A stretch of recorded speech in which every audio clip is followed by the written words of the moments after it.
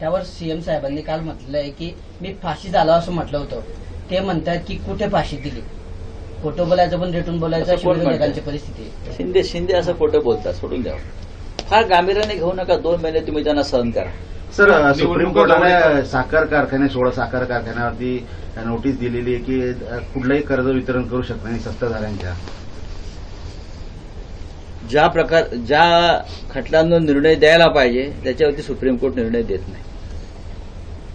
2.5 वर्ष या राज्यातल्या घटनाबाह्य सरकारचा खटला त्याच्यासमोर सुरू आहे. तो ऐकायला त्यांना वेळ नाही. घटनाबाह्य सरकार चालवू देतात, बाकी सगळ्या विषयांवरती निर्णय देतात, भूमिका घेतात. पण ज्या राज्यात एक घटनाबाह्य सरकार चालत आहे बेकायदेशीर, त्या संदर्भात सुप्रीम कोर्टाकडे अजिबात वेळ नाही. त्यांचं काही ठरत नाही. ठीक आहे, साखर कारखाने असतील किंवा अन्य काही गोष्टी असतील, त्यांच्याकडे भरपूर वेळ त्यांच्याकडे आहे. महाविकास आघाडीचा जो बंद आहे उद्याचा, तो गलिच्छ राजकारण आहे असं गुणरत्न सदावर्ते म्हणतात. सोडून द्यावं, गलिच्छ माणसाविषयी काय बोलतात. उद्याच्या बंदाबाबत वर्षावर बैठकांचं सत्र सुरू आहे. हो, कारण उद्या बंद 100% यशस्वी होतो आहे. हे बैठकांचं सत्र पोलिसांचं जर महिलांवरील अत्याचारासंदर्भात झालं असतं तर बंद करण्याची वेळ आमच्यावर आली नसती. जर ही पोलीस यंत्रणा, ही विकृती जी महाराष्ट्रात पसरते आहे, मग अंमली पदार्थ असतील, तरुणींची छेडछाड, विनयभंग, बलात्कार, त्या संदर्भात जर पोलिसांना खरोखर कायद्याचं रक्षण करण्यासंदर्भात सरकारनं फ्री हँड दिला असता तर नक्कीच ही बंद करण्याची वेळ विरोधकांवर आली नसती. लाडकी बहीण योजनेत खोडा घालणाऱ्यांना कोल्हापुरी दाखवा असं वक्तव्य एकनाथ शिंदेंनी केलं. पण ठीक आहे, दाखवा ना कोल्हापूर. तो कोल्हापुरी जर त्यांनी महिलांवरील अत्याचार करणाऱ्या गुन्हेगारांच्या बाबतीत हा शब्द वापरला असता तर त्यांचं आम्ही स्वागत केलं असतं. साहेब, महाविकास आघाडीचा मुख्यमंत्री पदाचा चेहरा कोण असणार आहे? आता तुम्ही म्हटलं की चेहऱ्याशिवाय निवडणुकांना सामोरं जायला. त्याच्यावर चर्चा झालेली आहे पुरेशी, आणि ती वारंवार चर्चा करावी अशी काही फार हे नाहीये. उद्धव ठाकरे साहेबांनी त्यांची भूमिका स्पष्ट केली आहे.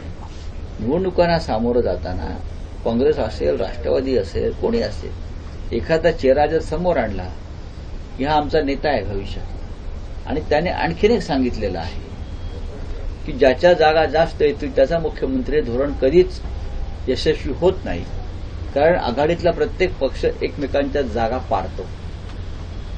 हे आम्ही भाजप बरोबरचा आमचा अनुभव आहे की शिवसेनेचा मुख्यमंत्री होऊ नये म्हणून जागा कशा पाडण्यात आल्या. अगदी आधीच्या काळापासून ते 2019 पर्यंत. 2019लाही हाच प्रकार केला देवेंद्र फडणवीसांनी. साहेब, निवडणुका जवळ येतात, सत्ताधारी पक्षातून अनेक मोठे नेते हे बंडखोरीच्या तयारीत दिसत आहेत. खास करून जर बघितलं तर अजित पवार यांच्या महायुतीत येण्यासाठी भाजप आणि शिंदेगडाची मोठी अडचण झाली आहे. त्यामुळे नेत्यांमध्ये विधानसभेच्या तिकीट वाटपाबद्दल मोठा चलबिचल निर्माण झाली. कोणाकडे? महायुतीमध्ये. त्यांचा प्रश्न आहे. बघा, महायुतीतले जे गद्दार आमदार आहेत, ते परत विधानसभेत जाणार नाही, एवढंच आम्हाला माहिती. तुम्ही पहा ना, तुम्हाला चित्र दिसेल महाराष्ट्रातलं मी काय सांगतोय. हे निवडून येणार नाहीत, लोकांनी ठरवलंय. इकडले आमदार मंत्री जे आहेत ना, त्यांनाही माझं आव्हान आहे, त्यांनी विधानसभेत जाऊन दाखवा. साहेब, राष्ट्रीय सहकार प्राधिकरणाकडून देण्यात येणारी मार्जिन मनी जी आहे ती विरोधकांना वंचित ठेवण्यात आलं होतं, आणि त्याच्यावर उच्च न्यायालयाने देखील आक्षेप नोंदवला. ठीक आहे, उच्च न्यायालय बघू आम्ही.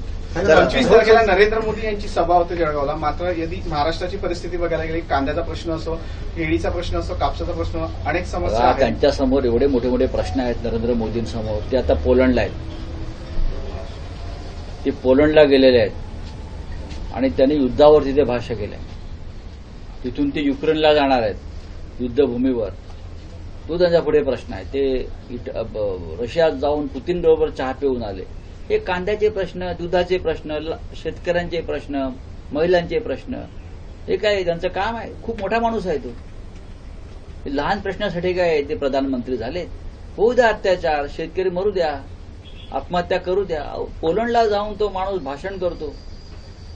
प्रधानमंत्री, तुम्हाला काय वाटलं पाहिजे युद्धावर भाषण केलंय, शांतता पाहिजे देशात, जगात शांतता पाहिजे म्हणून त्याने भाषण केलंय. इथे शेतकरी मरू द्या, अशांत राहू द्या.